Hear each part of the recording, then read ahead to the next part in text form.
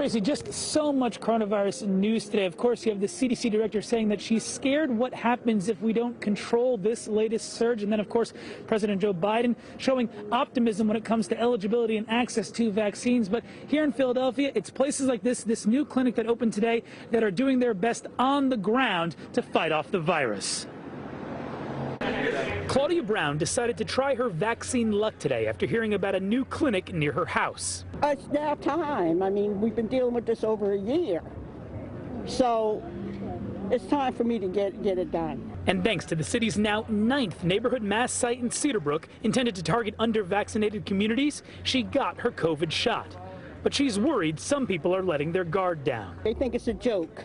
But look at all the people dying. That's not a joke. I am very concerned with the rising cases right now. In Philadelphia, cases continue to rise, a trend across the country that's alarming public health officials. We're tired of the virus. The virus is not tired of us. If anything, the virus is more energetic than it ever was. I'm going to pause here. I'm going to lose the script, and I'm going to reflect on the recurring feeling I have of impending doom. CDC Director Rochelle Walensky saying today she's scared of what might happen if we keep going in this direction. So I'm speaking today not necessarily as your CDC director, or not only as your CDC director, but as a wife, as a mother, as a daughter, to ask you to just please hold on a little while longer. Philly officials hope clinics like these will help battle the surge. Feels like we are opening a new community clinic almost every day. And Public Health Commissioner Dr. Thomas Farley announced a new mass vaccination site in Franklinville in partnership with FEMA and Esperanza, which will start on April 9th. They'll have the capability of doing at least 1,500 people per day, vaccinating at least 1,500 people per day,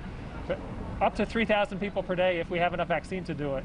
Now vaccinated with Johnson & Johnson, Claudia looks forward to getting out a bit. Go back home and do what I've been living like a hermit for over a year. As the race to vaccinate continues.